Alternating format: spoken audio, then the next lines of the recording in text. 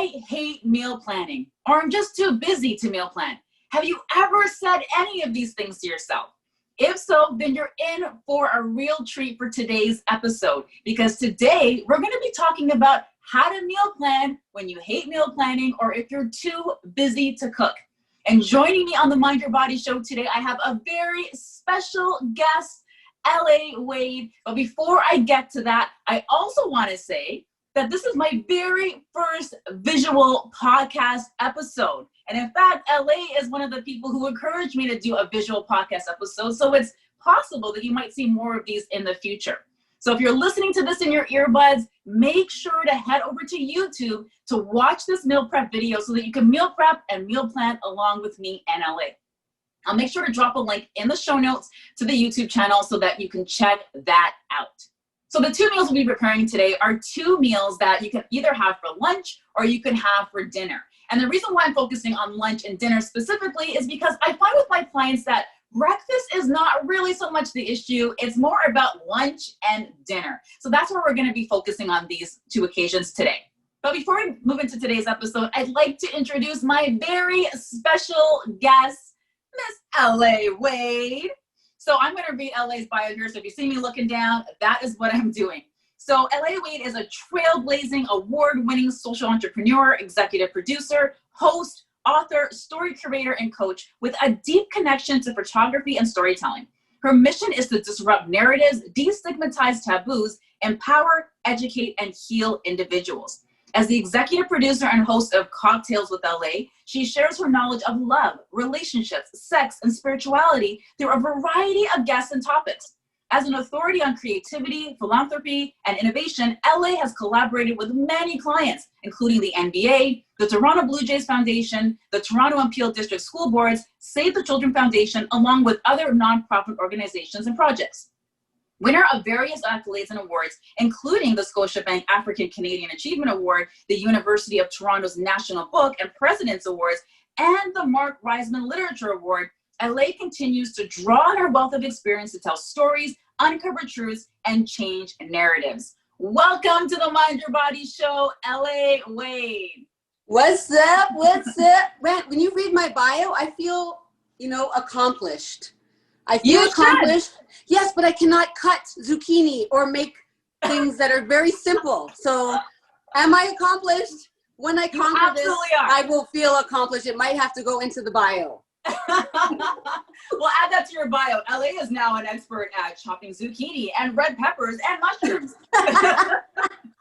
So, LA, thank you so much for joining us here on the Mind Your Body show today. The reason why I'm picking on LA specifically and using her as my guinea pig is because my girl LA, she does not like to cook, okay? So when I think about, developing meal plans for people or helping people with meal prepping, I do have LA in my mind as my client avatar in terms of helping people to make meal planning and meal prep easier. And in true transparency, LA is also a very good friend of mine as well. So I'm so glad to have you here today on the podcast. Oh, thank you so much. I love you. I love you too. So LA, tell us a bit about your background and what you're up to in the world.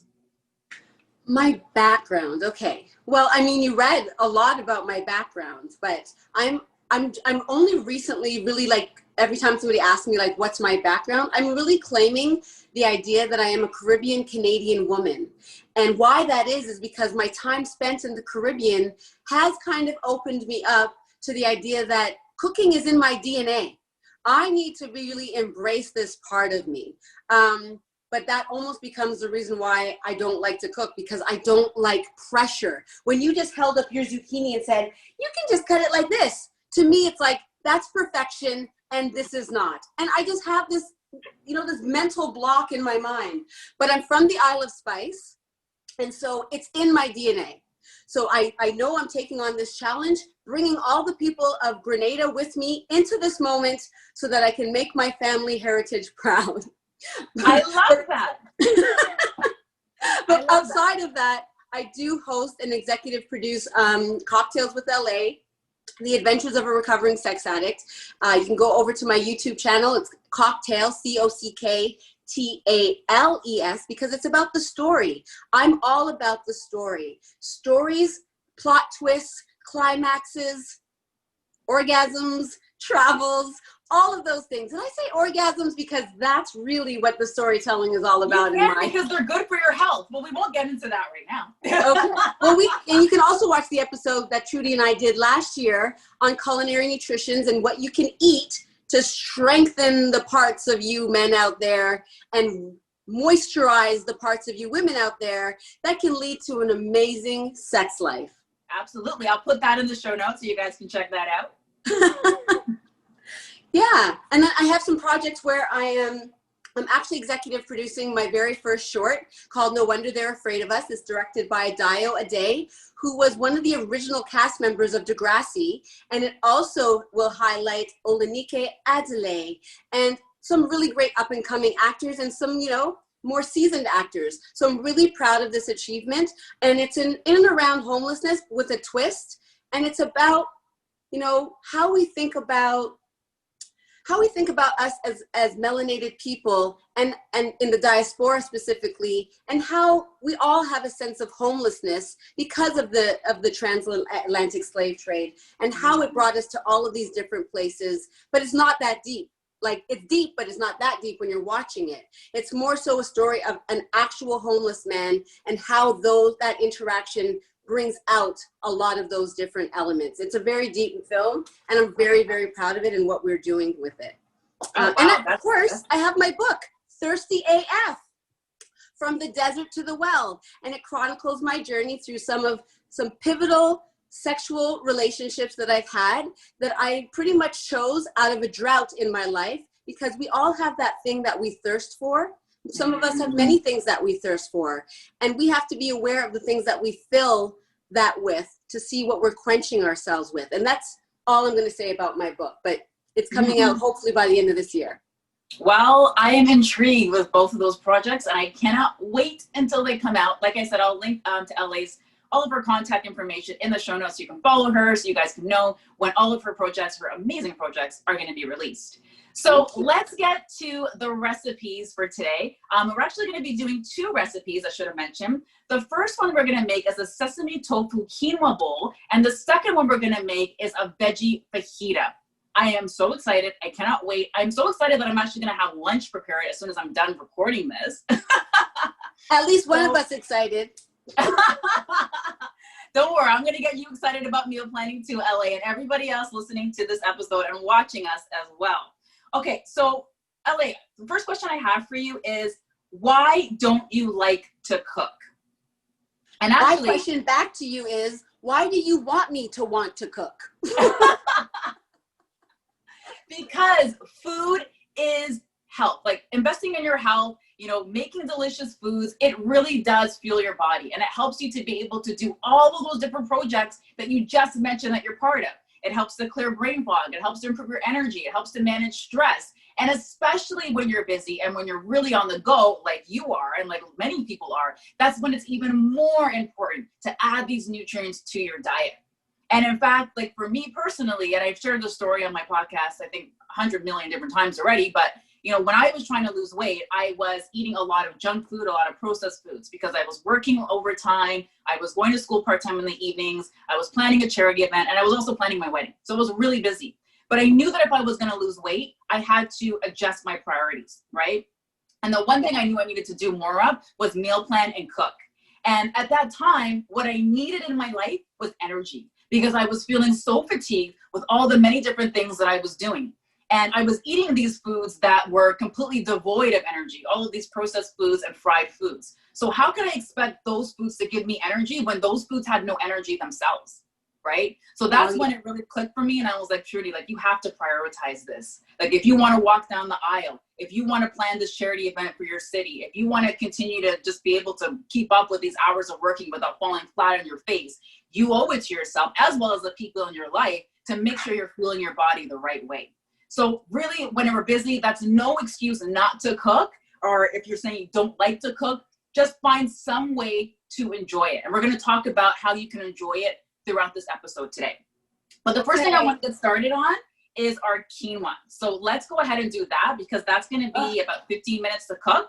So let's get that on the stove and ready to go. All right. I have my quinoa already here. So it's just like 1 cup of quinoa. And don't worry, in the show notes, I'm going to link up the recipes for you. There'll actually be a PDF where you can get the full recipes. But right now I'm just starting with 1 cup of quinoa. And what I'm going to do is, you won't be able to see what I'm doing over here, but I'm just rinsing the quinoa. So I just like to place it just in a strainer like so. And then I just rinse it off. First, we're just going to add the quinoa to the pot. So I'll just do that here real quick. Okay, so I've added my quinoa to the saucepan. And the next thing I want to do is I'm going to add some vegetable broth. Now, when cooking quinoa, you have a couple of different options here. Either you can just use water. Okay, so if you have 1 cup of quinoa, you're going to use 1 3/4 cup of water or vegetable broth. Now, when it comes to eating healthy, I do not like to sacrifice flavor. So that's why I'm using veggie broth instead of just water, because it's going to give our quinoa a lot of flavor so it doesn't taste bland and boring. I'm with you, girl. I'm with you on that one. And while you're measuring that out, I'll just talk about, why you might want to include quinoa. I like quinoa because it's a gluten-free grain. So that's number 1. Number 2, I also like it because it's really high in protein and it's high in fiber. And fiber is a nutrient that a lot of people are deficient in. So if there's any way to add more fiber to your diet with things like quinoa, I highly recommend that you do that. The other thing about quinoa is that it really helps to balance your blood sugar because it's high in fiber and protein. Really? And the reason why that's important is because, well, sugar cravings, right? We all have all of these sugar cravings and hunger pangs. And that's why it's important to eat foods that are high in protein and foods that are high in fiber to help to manage your blood sugar levels or stabilize your blood sugar levels and to keep those sugar cravings at bay. Okay. The other great thing I love about quinoa is that it's a complete protein. Okay. And there's not a lot of plant foods that are a complete protein. So if a food contains all of the essential amino acids, that's what makes it a complete protein. Okay, so that's what quinoa is, and that's why I love it as well. One of the things about quinoa that I like about it as well is that it's also high in iron and magnesium. And those are 2 important nutrients for women specifically, and they're also really 2 important nutrients to help to manage stress. And a lot of women that come to me, a lot of my clients, I do sometimes have them do like a hair mineral analysis test that just basically shows them what minerals are deficient in. And iron and magnesium are the 2 ones that keep coming back as deficiencies for sure. So again, we want to be adding in these foods to our diet. That's going to give us that iron and that magnesium to help with our energy levels and also help us to manage stress. And a lot of us are feeling so much stress right now. Can I tell you a big part of what I also like when you ask me why I don't like to cook? Yes, is because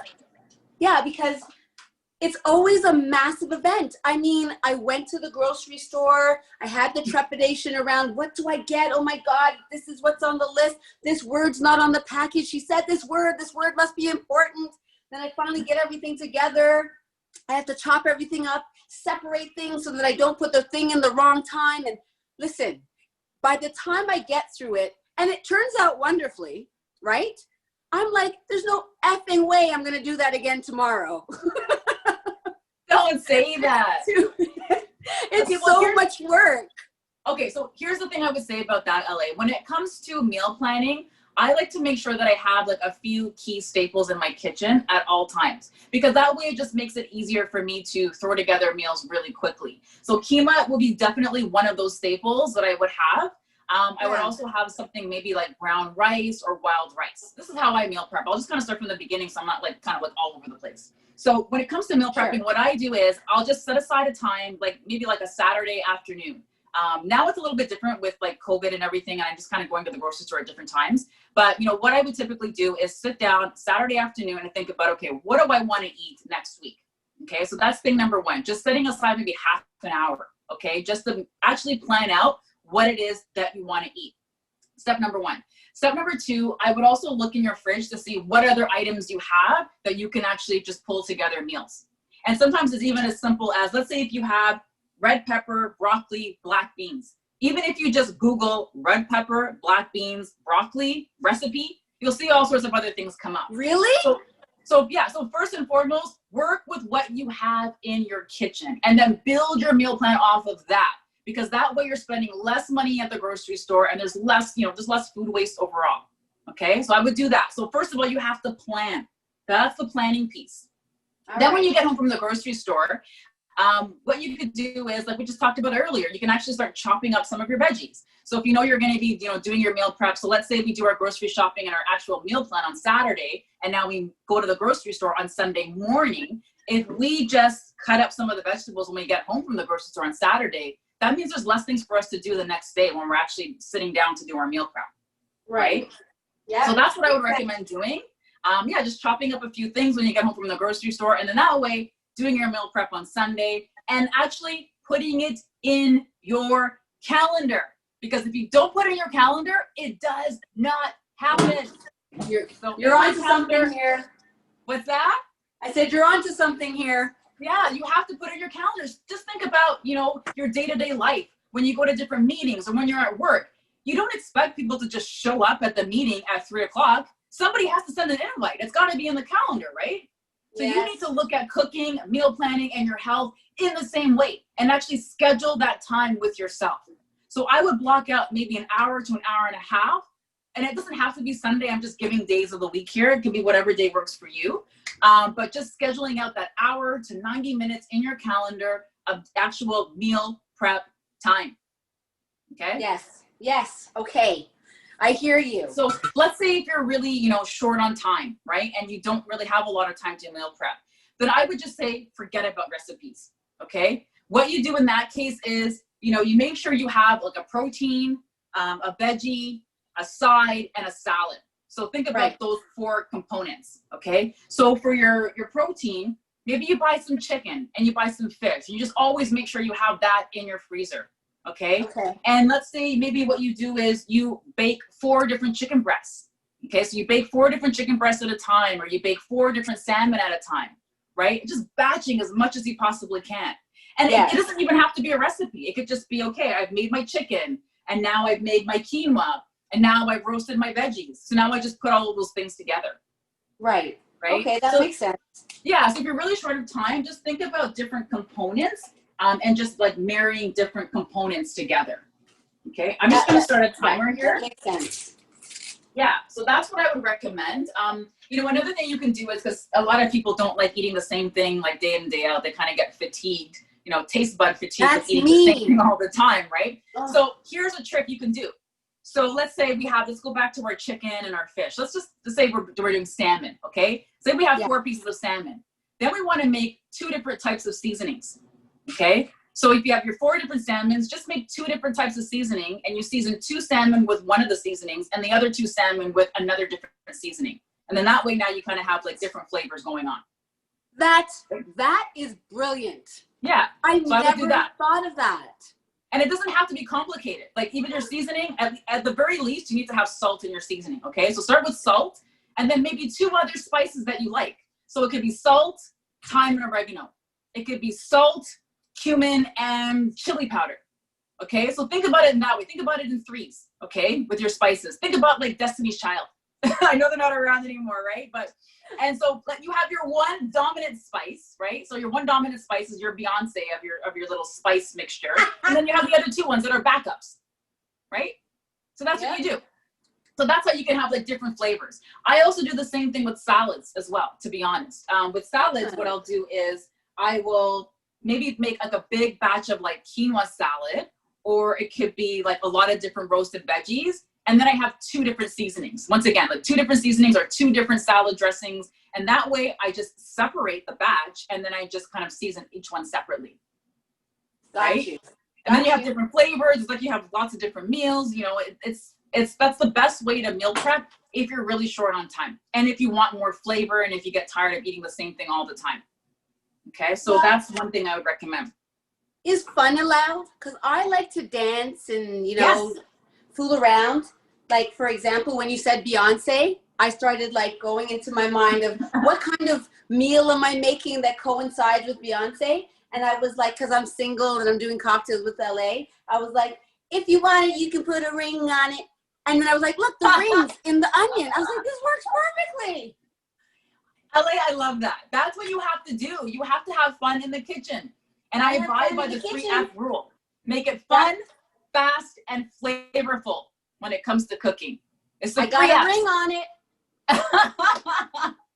That's exactly it. So when I get into the kitchen, like I like trap music. I'm not gonna lie, I like my trap. So sometimes I listen to my trap music, my hip hop, my R&B. Sometimes it's a little bit of salsa, merengue, something like that. It might be reggae. You know what you can do? Soca. It's like, listen, I always have to have music blasting. I would have it blasting now, but we're recording. But I always have to have music blasting when I'm cooking because it just makes it more enjoyable. And it's like my own time to have my little dance party to myself, right? I know what I'm going to do. I'm going to pick the theme music to go with everything that I'm going to cook. So if I'm cooking Spanish food, I'm going to play salsa. If I'm eating Caribbean food, I'm going to play Caribbean music. I love that. That's such a great idea. And if I'm making pierogies, I'm going to play Polish music. Right. And that's another thing that I like suggesting to my clients as well, especially clients of mine that have kids, is have different theme nights. So one night could be Italian, another night could be Mexican, another night could be, pizza night, another night could be seafood night where you make salmon. Like, just have different theme nights as well. And that also makes it more interesting and more fun. Wow, you're better than I thought. I didn't think that you could actually get me interested in this. Well, there you go. I'm telling you. Wow, you're really good. I think I can make anyone passionate about food. Just hang out with me for a few minutes. Yep, I believe you. I believe you. Wow. Okay, so that's why you don't like to cook. And so what prevents you from meal planning then, would you say? Time. That's definitely like a time thing, and an interest thing, but you've just given me, something to consider when it comes to interest.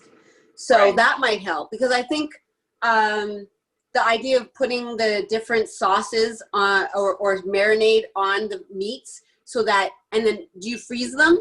Because being able to pull them out afterwards and not have to do it, because time is really of the essence. And so if I have something that's pre-arranged and it cuts down on the amount of time it takes to make it, I am more likely going to do more cooking. And I would do exactly that. Like when you get home from the grocery store, if you have your, your big tray of chicken or whatever, I would just season up all of the chicken.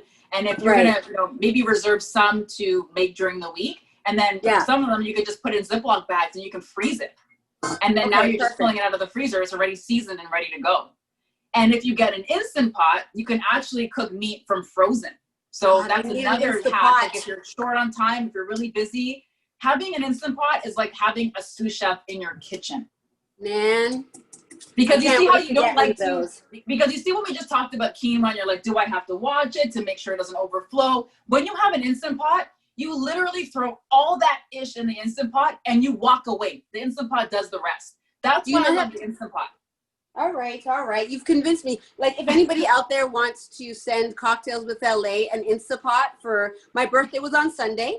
So you could, send that to me as a gift. Who am I to stand in the way of my cooking? Thanks to you. So I do have a question though. My quinoa is bubbling. What do I do now? Okay, so you wanted to make sure that it's like simmering.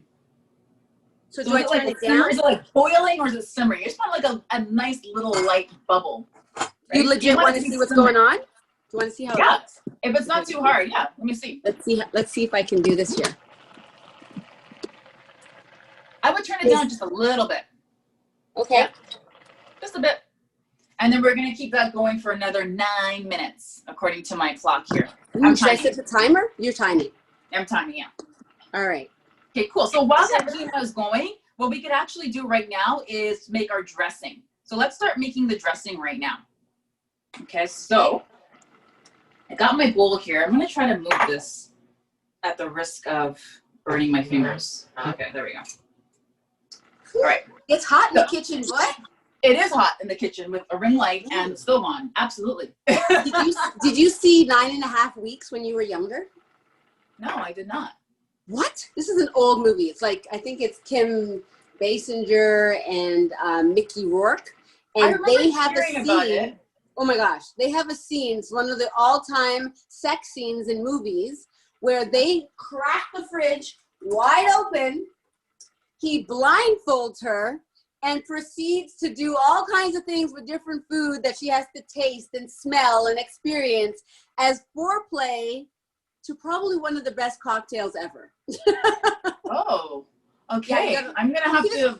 You don't have to watch it on Netflix. Really, the whole movie, I mean, you don't have to watch the whole movie. It's an old movie, but if you YouTube 9.5 weeks sex scene, that's going to come up. And then you can just, you know, join the ranks of everybody in the world who has seen it thus far. Okay, I'm going to have to check that out. Yeah. Okay, so let's get to cocktails this for days. It's what? I've got cocktails for days. That's a movie cocktail. I bet you do. All right, so you know what's really good for cooking? You know what you can do to help cooking experience is listen to the Mind Your Body podcast while you're cooking.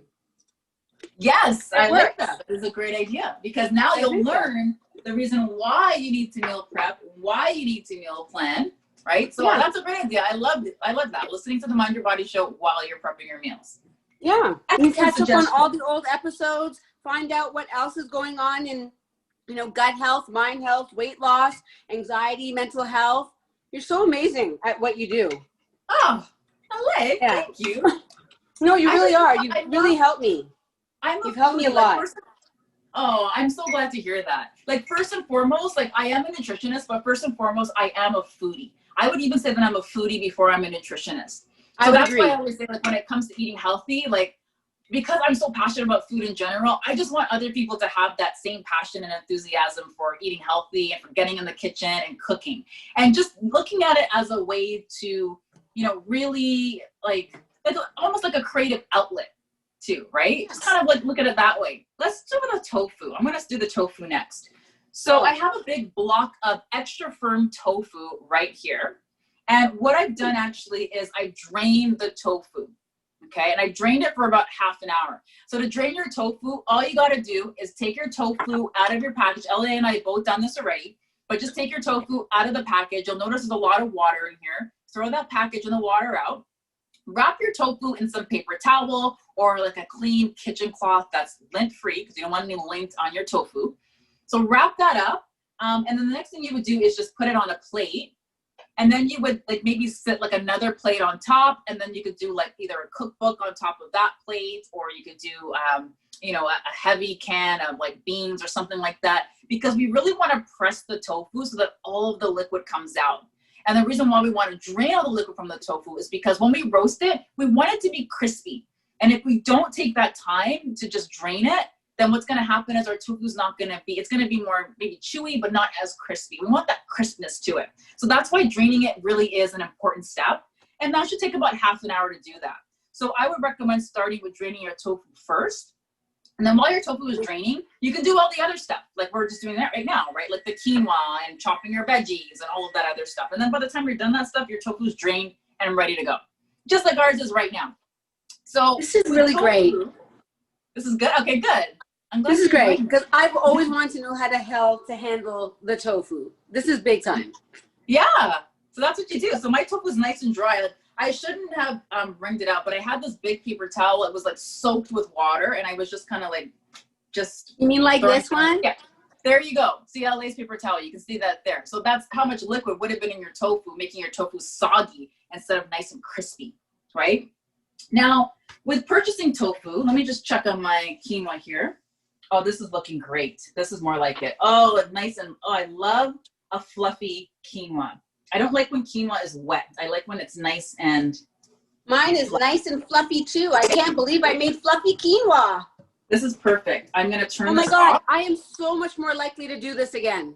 Yes. Because you're making things that I want to cook because it's healthy, but I feel like in my mind there's a block that cooking healthy means more work.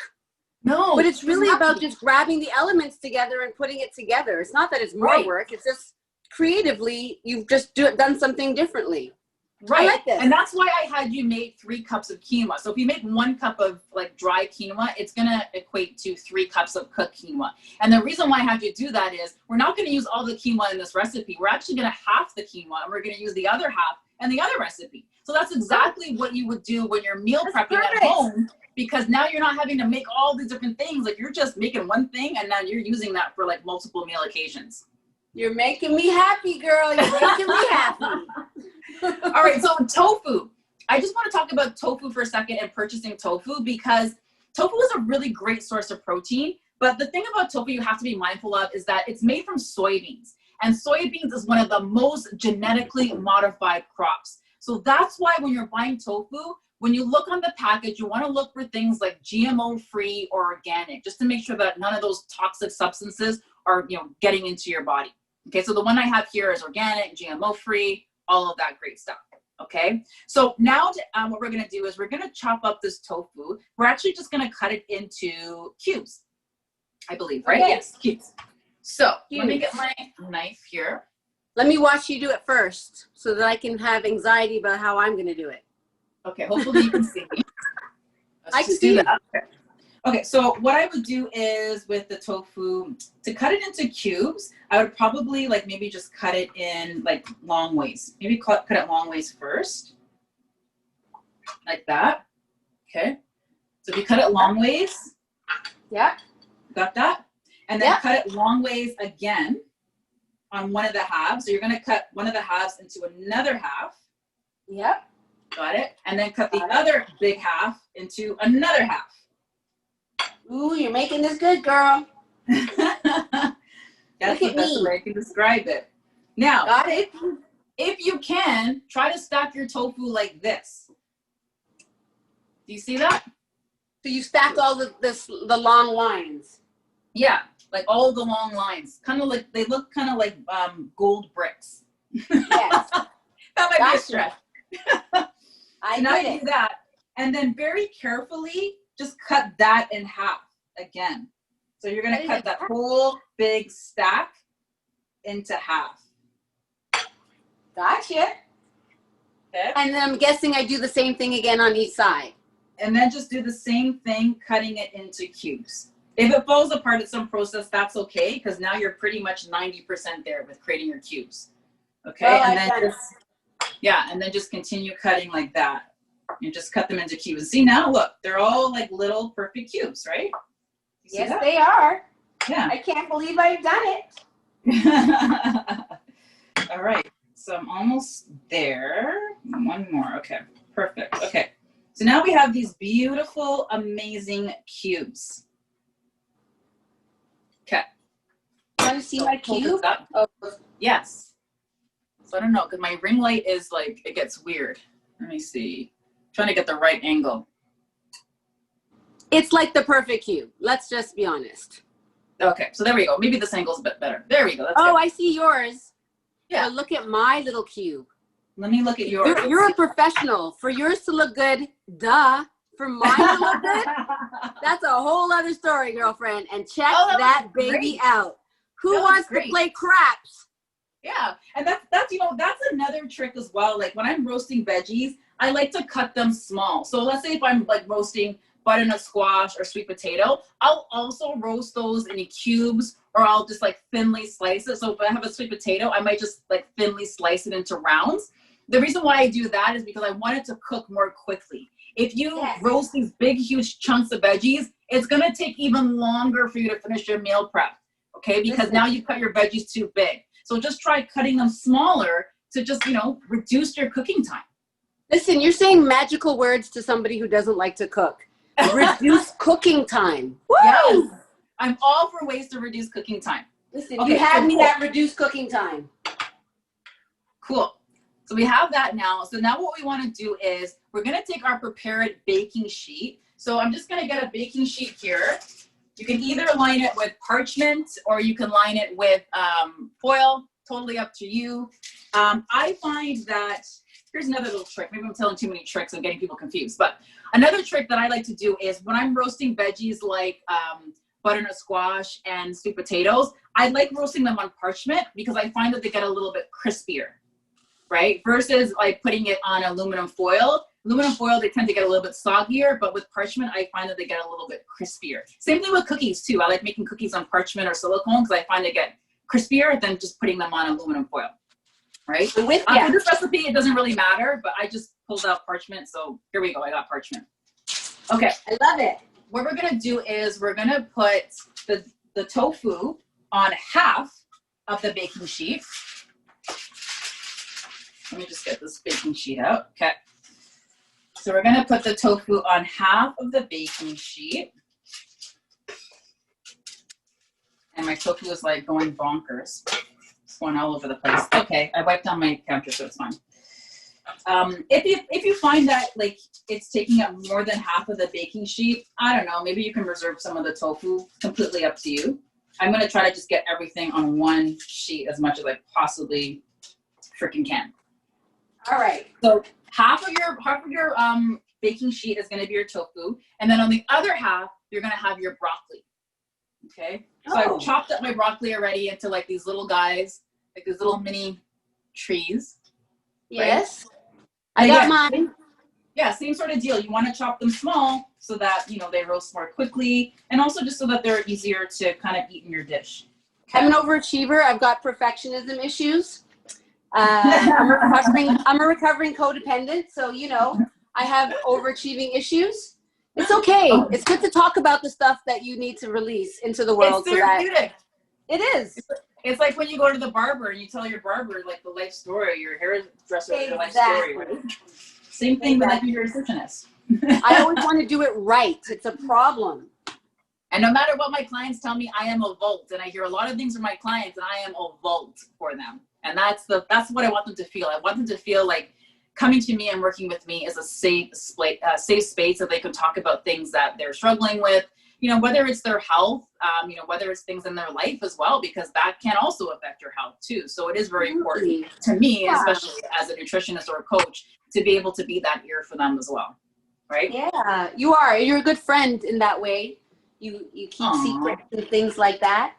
Aw, thanks, man. Not that there's really any secrets with me because I'm kind of transparent, but you know what I'm saying. I'm the vote. Some things a girl can't tell, except All right, so we got our so now we have everything like ready to go, right? So what we're gonna do is we're gonna take our dressing that we made, and then we're gonna pour it over the tofu and the broccoli. I feel like next time I make this, I might double the dressing just so that I can have a little bit more to go over my tofu and my broccoli. But yeah. Oh, another thing as well that I want to say is, you know, when it comes to, you know, prepping things in the kitchen, I like to always have like a bowl, right? Some sort of bowl, like a small bowl, even like a small bowl like this. I have some black beans in here right now, but, you know, even just like a small little bowl that I can put all of the little trash into. So if I'm cutting my carrots and I cut off the tops of my carrots, I just throw it in the bowl. If I am chopping broccoli and I have like little broccoli stems on the bottom, right, I'll just throw it in the bowl. Just a place to just kind of throw all of your trash so that cleaning up is also faster and easier. Yes, okay? I have a bag. Yeah, so just whatever you have, even if you have like a produce bag that your produce came in, just keep that on your counter and then just put all of your little trash pieces in there, and that way you just gather it up and just put it in the compost, and then you're done with it. Very easy that way, yes. Yeah. So just always different ways to just kind of make it easier. Okay, so now I'm going to take the sauce. I'm going to prioritize my tofu with the sauce. So I'm going to start drizzling it over the tofu a little bit first. So maybe like half over the tofu, and then maybe you could put like another half like over the broccoli. Okay, and then now you just want to like stir all of that together on your baking sheet. So I'll just take this here. I'm just going to use my hands because I like to get handsy. And I'm just going to stir it all together. I'm into hands. I like hands all over me. I mean, all over my food. You know, it's funny. When I made a turkey for, not Christmas. What's the other one called? Thanksgiving. Thanksgiving.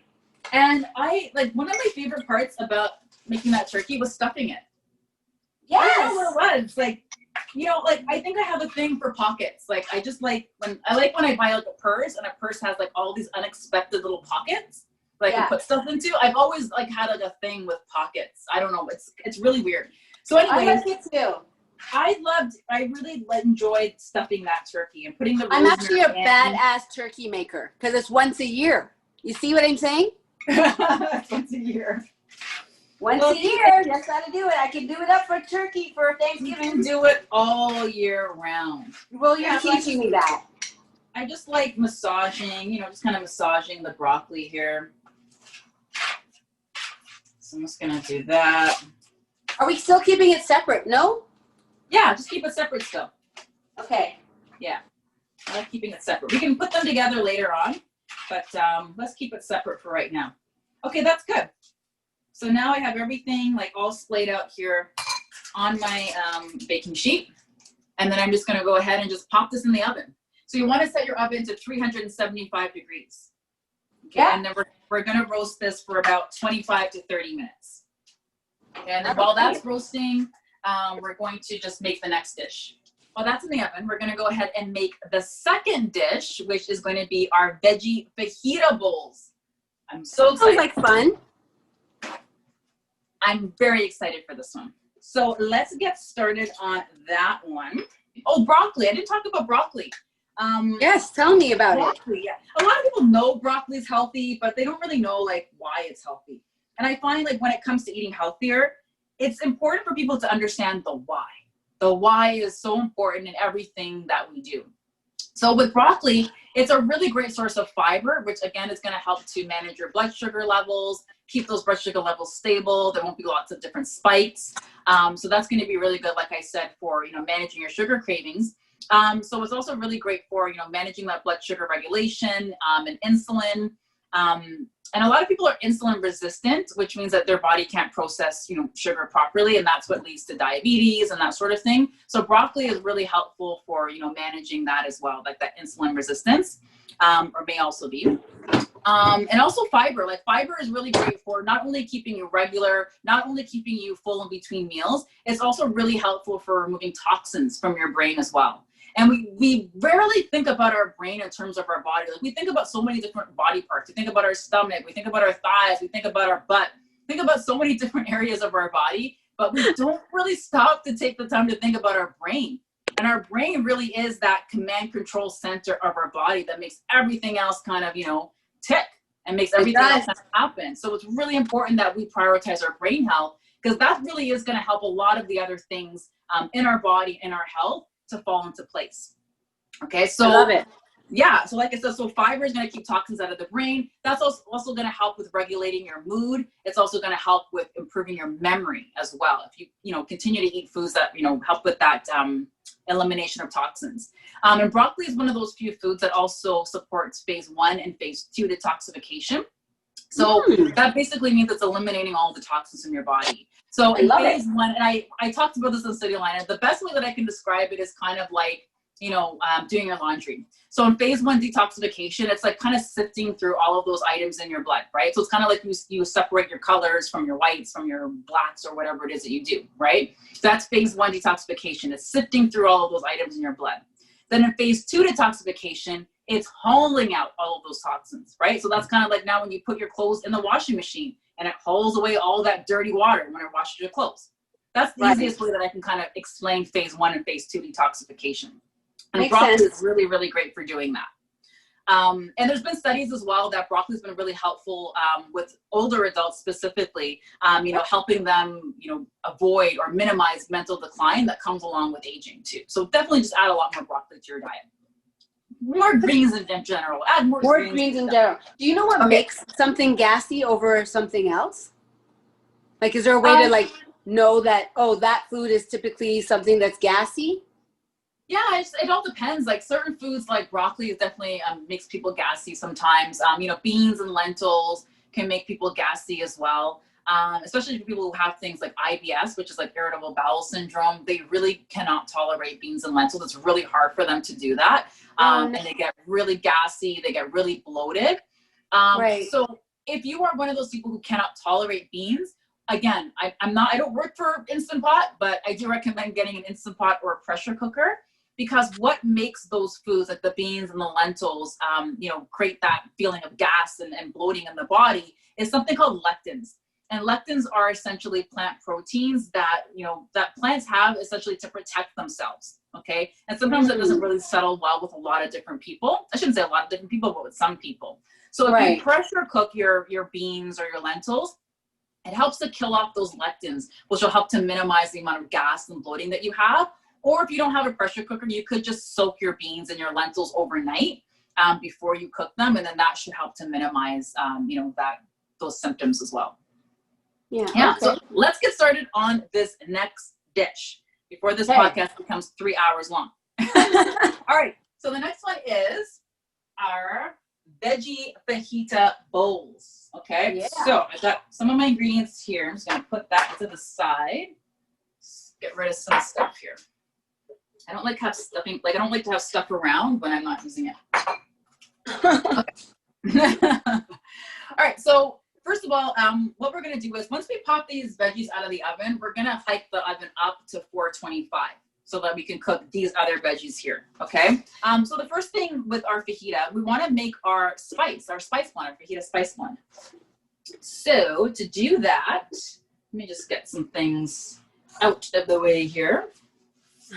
To make our fajita spice blend, I'm gonna get all of my delicious spices here out and about.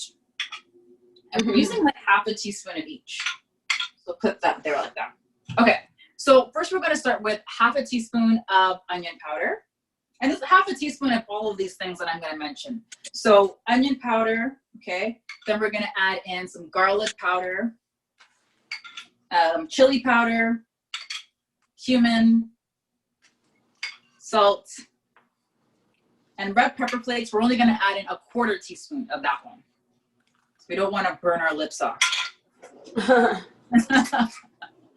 All right, so I got my little bowl and I'm just gonna like just mix all of these spices together. Okay. Just take a little fork and then just kind of mix them all together. That's what I'm gonna do there. Okay, so we got our spice mix. We're gonna just put that puppy off to the side, okay? So the next thing we wanna do is just make sure we chop up all of our vegetables. So the vegetables we're gonna be using in this one, and I'm gonna show you a really interesting little trick here in a minute. So the vegetables we're gonna be using in this one are not beside me. All right, so we're gonna be using these guys here. So we have a green pepper, I have a yellow pepper, and I have a red pepper. All three of these guys, okay? You don't have to have all the different colors. I like different colors in my food. I eat with my eyes. So if I have different colors, I'm salivating and I'm more likely to eat it. And also you get different types of nutrients depending on the different colors of your vegetables too. And out of all of these peppers here, the red pepper is the one that has the most vitamin C in it too. Oh, so good little fun tip there. Yes. So I love bell peppers because they're actually a really, really great weight loss food. Okay. You know, they're really great to use as snacks. So you could just like chop them up into slices and then maybe dip them in some hummus. So they're great for snacks. They're great for stir fries. They're great for fajitas like we're about to make. There's so many different ways. I add them to soups and stews as well, typically stews. So there's so many different ways to use portobello mushrooms. So this is definitely another staple that I would recommend that you have on hand as you're building your pantry and as you're building your fridge. Always try to have some bell peppers on hand because they're just so easy to just add to stuff, okay? You can even roast them in the oven. So many things to do with them, okay? So that's another one that I always like to have on hand, okay? Like I said, a red pepper actually contains 8 times the amount of vitamin A than green pepper, okay? What? Yeah, it does. So I'm moving wow. on here. Right. Yeah, so it has more vitamin A than a green pepper.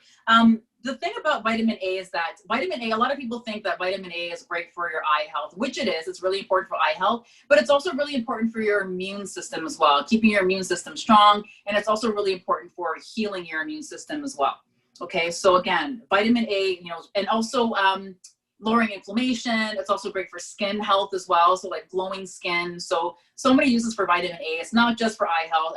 Everyone always thinks vitamin A, eye health. Yeah, it's true, but there's lots of other things going on. And I think especially with what's happening in our world right now, building our immune system with certain foods that are rich in vitamin A, like bell peppers, especially the red pepper here, yes. Are definitely things that we want to be adding to our diet. So make sure to have some of these in your kitchen That at all times.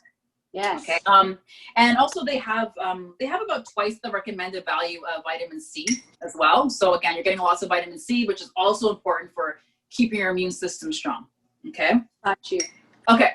So now let's get back to our red peppers. So we're going to take your red pepper, right?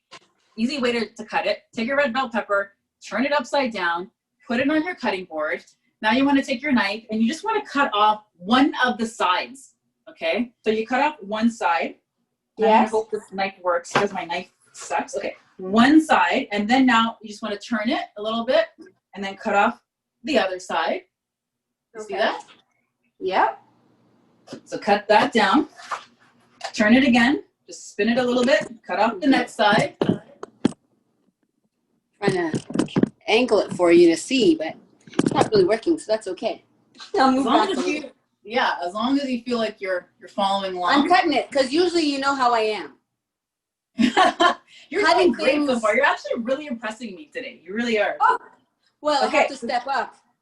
People so now you watching. Cut down. Now you got to cut up your third side. Okay, so cut down again. Okay. And then now just spin it again. And now you're going to cut off that last side. Okay, just cut it all the way down. How many sides do you have? I have 4. So basically what you're doing is you're just cutting around the core of the red pepper so that you end up with this. You can see that, right? So you're just ending up with just the core. Oh. Right, so then now you should have like 4, like perfect, not perfect, but you should have like 4 cut slices. No, they're and perfect. And then now you just have like your core, you just have the core in the middle like that, right? Yes. Yeah, and then now you just throw that out. I sure did.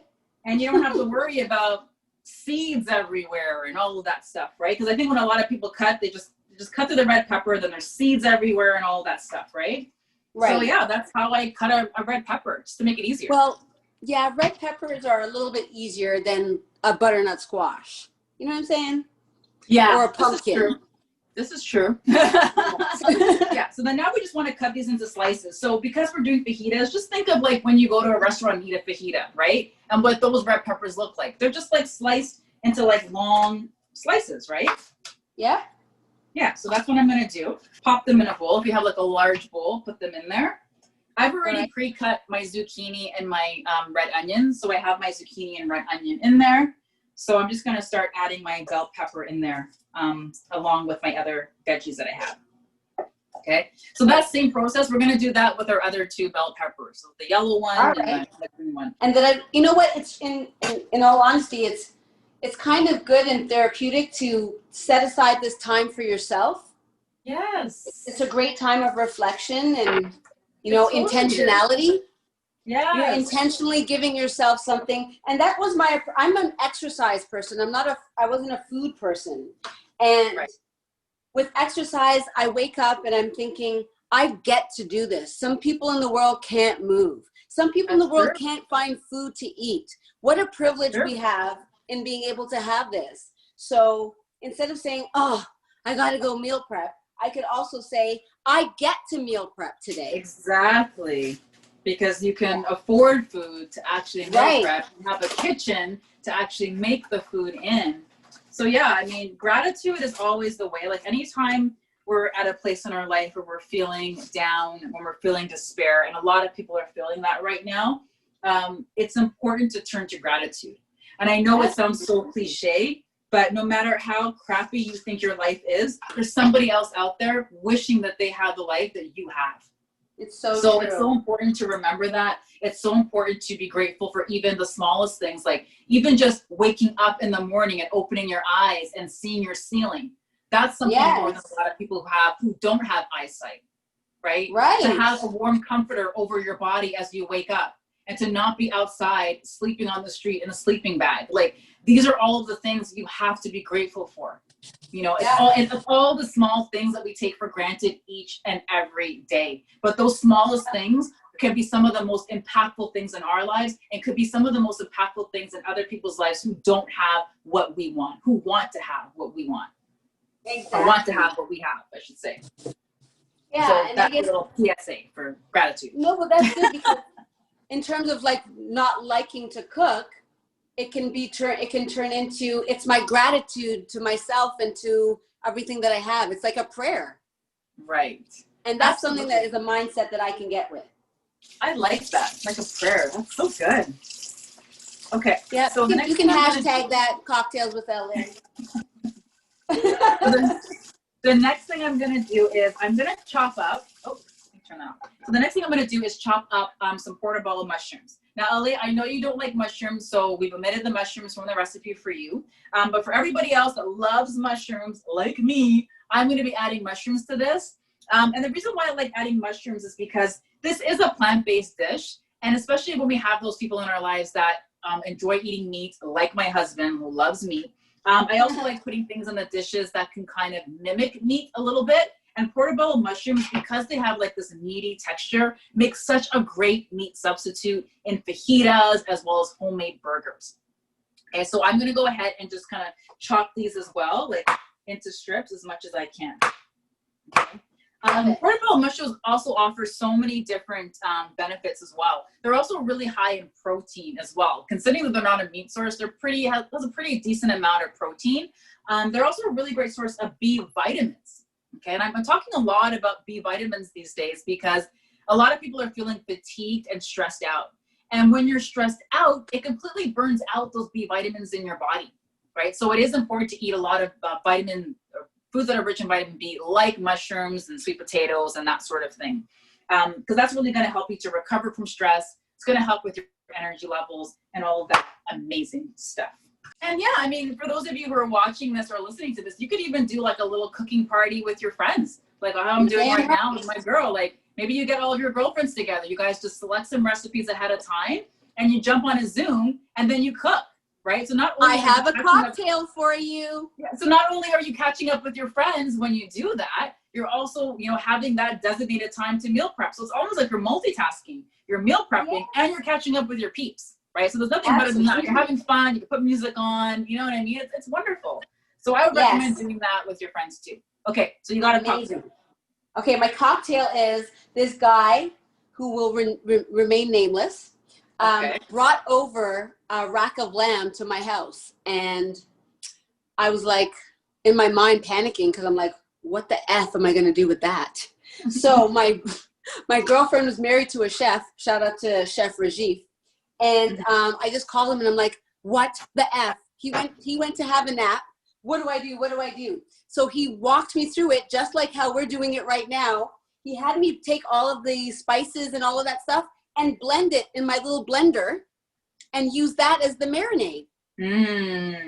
And then he told me what to do. And then by the time homeboy woke up, who was looking like the Black Betty Crocker? This chick right here. Did it work out for me? That. Hell no, it didn't. But it's all good because I learned how to make rack of lamb. Exactly. So take that from that experience, because if you never met him, you would never know how to make lamb. There we go. And now you can say you did it, because I haven't even made lamb before. There you go. I can help you. It's reciprocal. And I actually like that you mentioned that too, because that's also another really great way to add flavors to your dishes as well. You could just take a whole bunch of like herbs, like fresh herbs, and you can just blend them up too. So I make something called like a harissa sauce, which is like it's kind of like a South African sauce. I'm not South African, but I just love the sauce.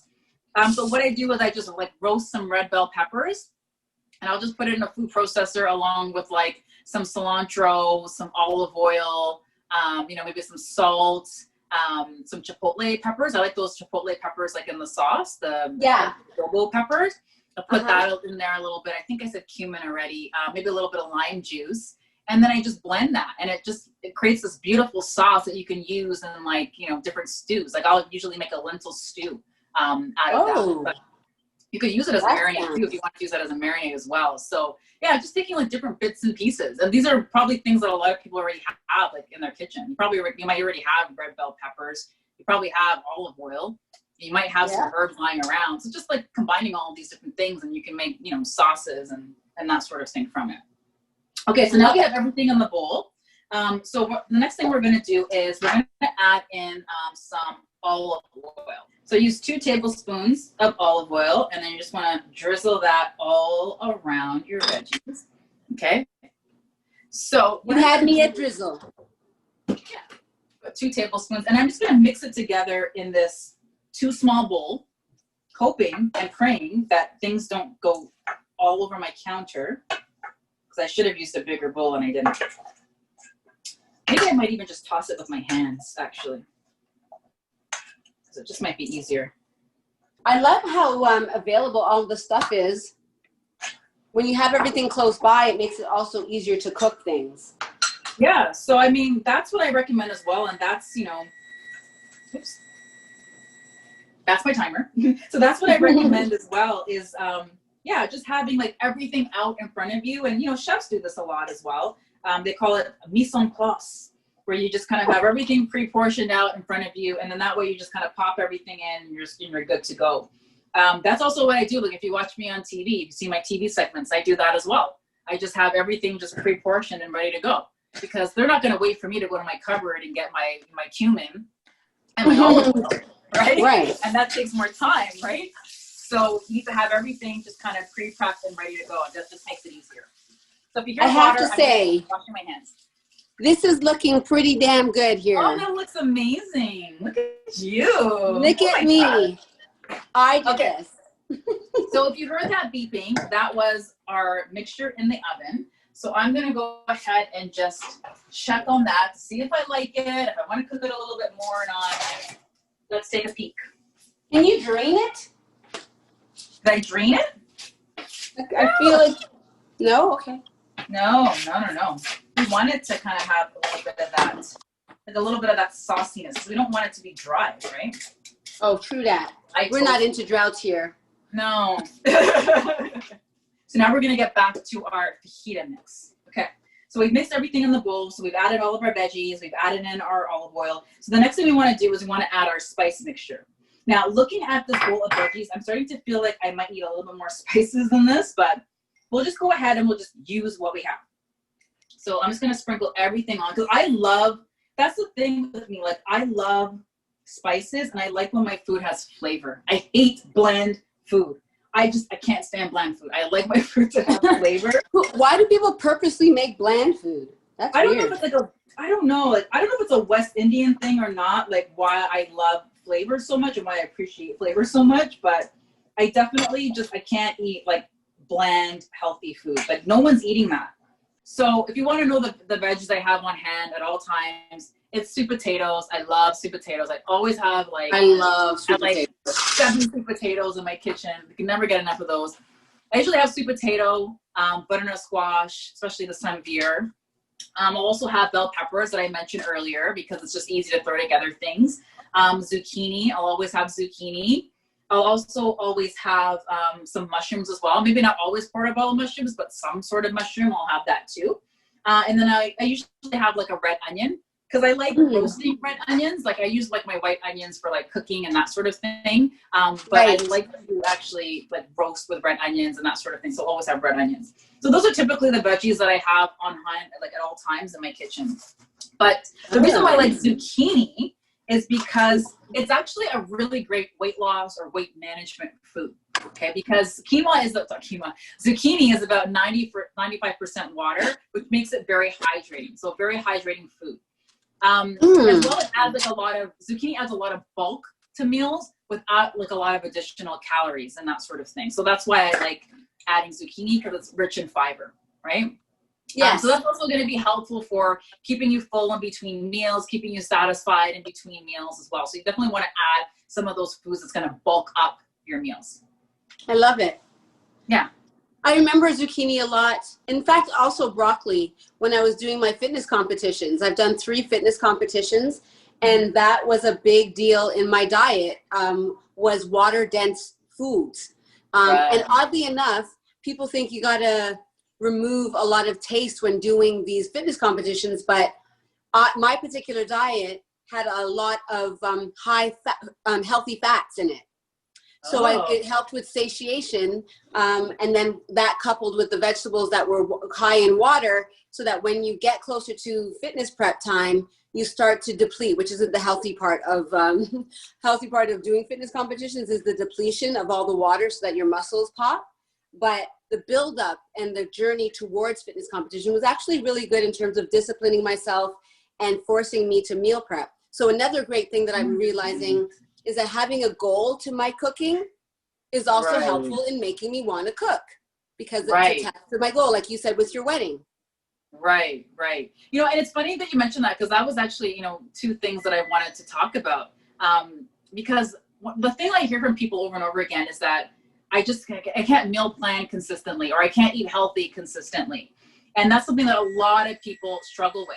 And I always like to tell people that it comes down to 2 things. So now all I'm going to do is I'm just going to take this veggie mixture here, and I'm just going to put it on the... What if it's not spread out? What if you don't have a big enough dish? Should you do a little bit at a time and save it for when you can do? You can use 2. I'm actually looking at that right now. My other baking sheet I think is dirty, so I don't have 2 on hand right now. So what I'm going to save it for another day, the ones that don't fit. You could totally do that. You could just save that for another time. So that's what I'm going to do. I'm just going to take some of it off the sheet. I love that. Because I like everything to be, you know, even. All evened out. Yeah. And even if you were, let's say, if you were to take some of it out and use it another time, you could freeze this mixture as well. If you wanted to put it in a Ziploc bag, you can freeze it. Or you can keep it in the fridge for up to like 5 days like this. You're making my life so much easier. Oh, you're welcome. I love that. I love to hear that. Because I want people to understand that it can be easy. People following along, I hope they see that it's easy. It might seem like it's taking long because we're filming this and we're kind of going through it step by step and we're talking about, you know, 6 million different things. But yeah, it really can be this easy. So I'm going to pop this into the oven now. And same sort of deal. I'm going to put it in the oven for about 25 minutes, turning it halfway through. So lack of consistency with meal prep and eating healthy is something that I hear again and again and again. So I always say that it comes down to 2 things. And the first thing is your why. You have to know your why. Like, why is it that you want to eat healthier in the first place? So yeah, so it all comes down to your why. Like, you know, do you want to lose weight? Do you have a history of illness in your family? You know, do you want to ease pressure on your joints? You know, were you recently given a pre-diabetes diagnosis, which is something I'm seeing a lot in women right now? You know, do you want to maybe, I don't even know what it is, control your sugar cravings, whatever it is, you have to get really clear on your why, first of all. Okay. And that was, you know, one of the keys to me losing weight as well, is having that really clear and strong why. Right. Okay? And once I'd established my why, like whenever I wanted to give in to like a bowl of ice cream, or whenever I, you know, didn't want to go to the gym and do that workout, I would always think back to my why. And that's the thing about your why. Your why is going to keep you going throughout your day. Your why is going to make you get up in the morning and put on that exercise gear and actually work out. It's all about having that clear why. You know? And with one of my clients who was recently given a pre-diabetes diagnosis, she has 3 kids. And I said to her, well, you know, how do you think your kids would feel if you weren't there at their graduation? Right. And that could very well happen. So you need to do what's within your control. Even if you're not doing it for yourself, do it for your kids. And a lot of times as women, like if we have an external motivator as women, we're more likely to do something. It's not enough to just do it for ourselves. A lot of times we as women need that external motivation, right? Whether it's, like you said, getting ready for a fitness competition, or, you know, being around to be there for your kids, right? So sometimes we need that external motivation. So that can also be, you know, your why as well. I can definitely say that my journey has brought me to a place where I feel the need to take better care of the internal part of my body. I guess through the aging process, I want to be able to have the right minerals and things that will keep my nails strong, my hair follicles strong, things like that, keeping my hormones in balance, my mental health. Those kind of things are my motivators these days. And that's why I'm here, learning from you, learning from the best. Thank you for saying that. I really appreciate that, Ellie. And, you know, sometimes when people look at me, they're like, oh, your skin is so nice. Like, you know, what do you do? What do you use on your skin? Or, you know, your hair, like, what do you use on your hair? Like, your hair is long. Like, oh my God. It's a lot of the stuff I'm showing you here. It's a lot of these foods that I'm eating that are rich in these antioxidants, these vitamins, and these minerals. Okay, that's what it is. Okay, so even if you look at me and you're like, oh, I want hair like that. Well, eat some of the foods I'm telling you about. Or if you want glowing skin, eat some of the foods I'll just mention, I'll also highlight for you that it's not that you don't eat anything that is quote unquote bad or delectable from time to time, but that's what it is. It's from time to time. So people might be eating all of these healthy things, but then they're eating just as much crap. And then it's almost canceling itself out, I find. For me, it's like 80%. Like I try to eat good like 80% of the time. And I build in those days, like when I have like those cheat meals and those cheat times. Like Friday night, I'm not cooking anything on a Friday night. I'm probably ordering a pizza. Okay, so I allow times in my schedule for that. I allow times in my schedule for drinking red wine. Okay, I shouldn't say schedule, but in my life, in my diet. Are we allowed to drink red wine? I have fries. I do all of those things, right? I do all those things. So people think, oh, I follow a perfect. I don't follow a perfect lifestyle. Nobody does. Everything. Nobody does. It's just what it comes down to is you are the sum of your habits. It's those things that you do most of the time. If you're eating junk food most of the time, then guess what? You probably are going to gain weight. You probably are going to be more predisposed to disease. You are the sum of your habits. Okay, it's not about eating perfectly. It's about making these choices, these I don't want to say right choices, but these choices that are going to benefit you and your body most of the time. Beneficial so that's choices. thing number one. What's that? Beneficial choices. Right. So that's the thing about the consistency. So two things are, you know, understanding your why. And the second thing is, we talked about this earlier, is making an appointment with yourself. Okay. If you don't schedule this in your calendar, it's not going to happen. Just like if I didn't schedule this, you know, this podcast episode with LA, this wouldn't have happened. LA wouldn't have known to show up at this particular time to get in the kitchen and make these meals, right? So you have to make that appointment with yourself. No one's showing up to the meeting if it's not in the calendar. That includes you. True. So put that ish in your calendar, okay? And eventually when you do that, you're gonna start to rewire your brain, and this will start to become a habit. Absolutely. Okay? You probably won't even have to put it in your calendar at a certain point, because you just know, okay, Sunday morning, 11 o'clock to 12:30, that's my meal prep time. And it will feel weird to do anything else during that time spot, because you've wired your brain to prepare your meals at that time. Okay, so those are the two things. Be clear on your why, have a clear why, and then just really making sure that you schedule that time in your calendar. Absolutely. I love it. I love it. I have a little thing on my wall that talks about saying grace. And so I bring back, not only do you need to prioritize it and put it in your calendar, but really use your food as gratitude. Use your food as gratitude. You can hashtag that. You can have that. Use your food as gratitude? I like that one. Yeah. I like that Use one. your food as gratitude. I'm really grateful to be able to do this with you. Honestly, it's been great. Oh, I'm so glad to hear that. And now you have like a couple of meals prepped. So let's just finish off the first one at least while the second one is in the oven, because I know LA, you have to go soon, and I don't want to keep you too long on this podcast because we're going kind of long right now. So with our tofu and our broccoli for our sesame tofu bowl, now we're just going to assemble everything together. And like I said, we made about 3 cups of quinoa. So we'll use half of that quinoa for our sesame tofu bowl, and the other half, you know, we could just have that to eat along with our fajita mix. Okay. Okay. So in a bowl, I'm going to add about like half a cup of quinoa. When it comes to serving sizes, that's the other thing I get asked as well, is like portion sizes. How much should I eat? With quinoa, you want to stick to about half a cup per serving. I wouldn't go over that, because now you're eating excess calories and that sort of thing that you probably don't need. So I would just do half a cup of quinoa. So I'm going to grab that. Amazing. I got my measuring cup here. I didn't even measure. I'm doing it Caribbean style. I'm just like, that's fine. Testing it out. I'm like, that looks about right. So then I got that. So I got my quinoa in there. So then the next thing I'm going to do is I'm going to add like just a quarter of that broccoli and tofu mixture. Okay. Because again, we're saving the rest of it for like another meal occasion. I'm looking for my spoon. Here it is. Okay. So now I'm just going to, are we taking it out of the oven? Yeah. Did you take it out of the oven? You should have your fajita mix. Maybe that's why my thing was going off. Oh no. Yeah. Oh my God, it smells so good. Oh, good. It smells like fajitas. Oh, you have the fajita. No, use the tofu. So now we're finishing off the first recipe, the sesame tofu. Because the fajita bowl smells amazing. Yeah, because it's all of those spices that we used. So keep your fajita mix in the oven. And now I want you to grab your tofu and your broccoli. That smells. That smells like I went to a restaurant, okay? This is definitely encouraging. You can make these dishes at home with just a few ingredients. That's all it takes. This is very encouraging. Thank you. Oh, good. I'm so happy to hear this. And I hope you guys listening at home and watching at home are, learning how to meal prep, and you're learning some tips along the way as well. All right, so we've got Wendy wanted to measure it out, but whatever.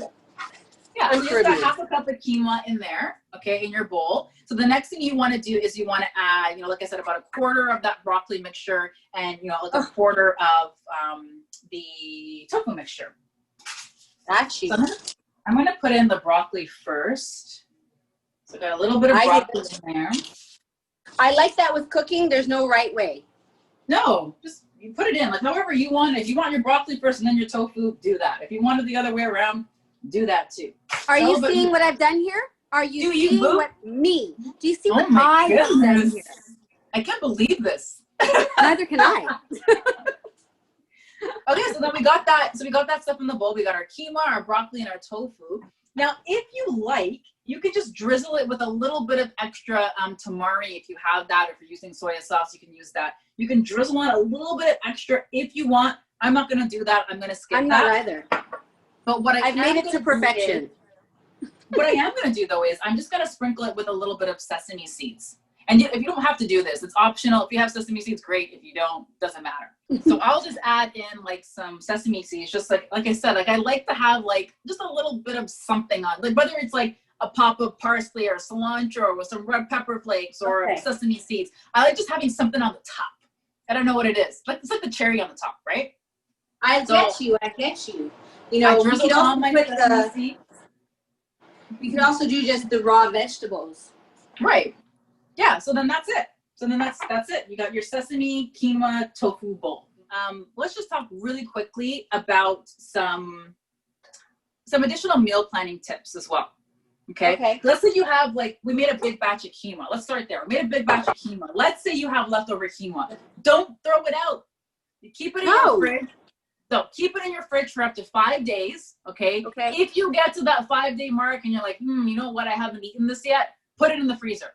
Okay, put it in a Ziploc bag and put it in the freezer. Just make sure you write the date on the outside of the bag and then just, pop it in the freezer. This is an important tip. Yeah, you can stay in your freezer for up to 3 months. Now, I don't do anything. Yeah, so either you can write on the outside of the Ziploc bag, you just write quinoa and then whatever the date, today's date is, or you can use masking tape. Like I use masking tape a lot, like when I use containers specifically. So I have a fresh, brand new roll of masking tape that I can't wait to use. And literally, look, dollar store. That's where I get my masking tape from. I just take off a little piece. I put it on the top of a container on the lid, and I just write on what it is. You don't need any fancy labels or anything like that. Just do that, because in that way you'll know exactly when you put it in the fridge, you'll know exactly what it is as well. Okay, so make sure you're always labeling things. Okay. So let's talk about some other meal planning tips really quickly. I would also say, a lot of times people have the best intentions when it comes to meal planning, weight loss, eating healthier, but sometimes people are a little bit too ambitious. So remember when I talked about sitting down on a Saturday and making your meal plan, right?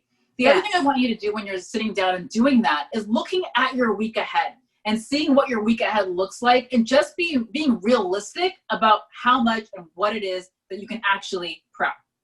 Okay, so if you have a really busy week, like I talked about earlier, when you get home from the grocery store, just season up that chicken, okay? And then just, you can put half of it in the oven and then half of it in the freezer so you can pull it out and cook it another time.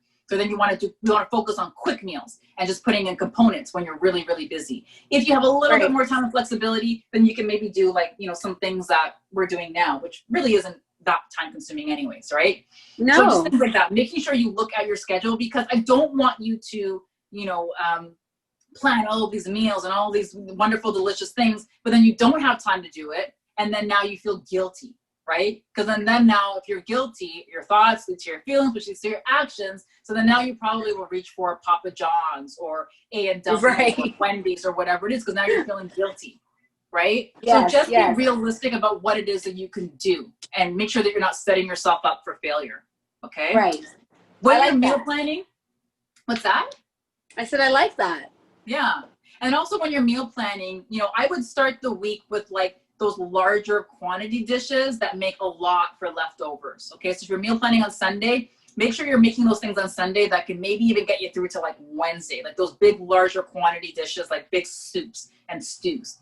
Okay, and then you probably want to think about cooking again, maybe until Wednesday, maybe Thursday, maybe not even again for the week, depending on how well you set yourself up. Okay.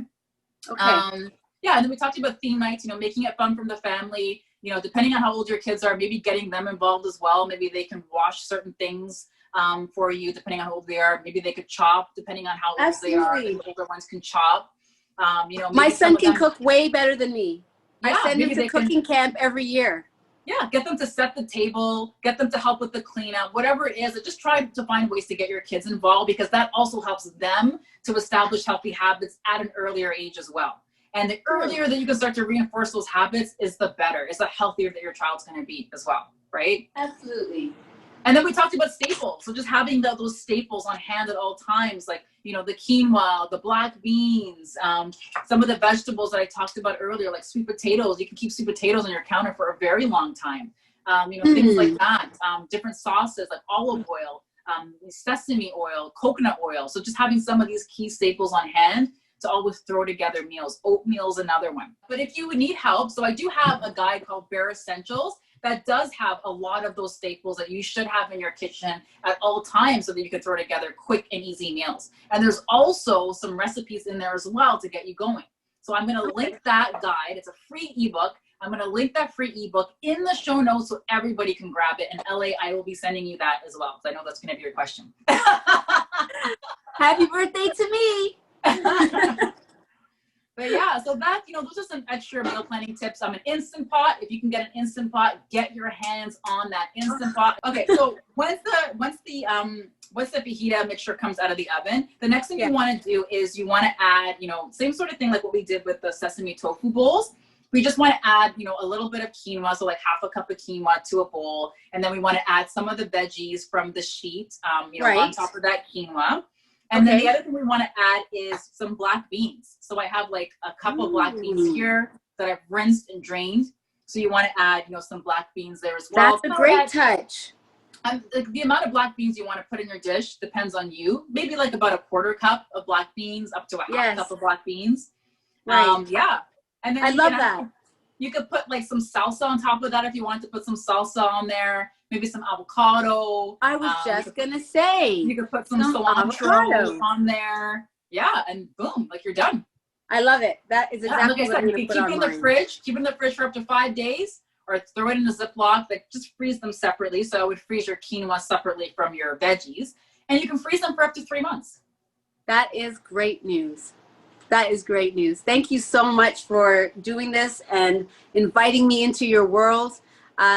All of your viewers, man, you're so blessed to have this girl. She is top notch. Don't wait till she starts baking. She comes with the healthy baking stuff. Then I'll be on that show too. I'll be at your house though, eating it.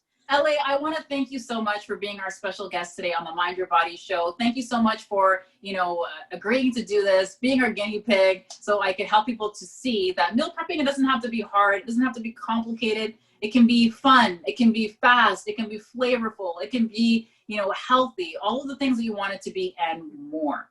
Okay, so again, I'm going to link up these recipes in the show notes. It'll just be in a PDF in the show notes. You can get your hands on the recipes. I'm also going to put that ebook, Bare Essentials, so you know the key staples to have on hand at all times, as well as some recipe inspiration so you can throw all of those things together. That will also be in the show notes. I'm also putting all of LA's information in the show notes, all of her links where you can follow her on Instagram, Cocktales with LA, which the next season is coming very soon. Very soon. And so much more. So thanks again, LA, for joining us today on the Mind Your Body show. Actually, I do have one more question for you, and it's a question I ask all of my guests. Okay. What is your favorite way to take care of your mind and your body? My favorite way to take, definitely, I was doing just fitness, but now I have to do the mind part. So I'm getting into meditation and yoga, because as I age, I want to be able to maintain the same vitality and mobility and flexibility that I've had. Luckily, I'm so blessed to have had this my whole life, and I want to maintain that. So I feel that yoga, a real good yoga practice, allows for mindfulness and body awareness to be able to maintain that, which is what I want for as I age through. Thank you so much for being on the Mind Your Body show today. It was a pleasure to have you. It was a pleasure to be here. Thank you so much. Okay, bye. Bye.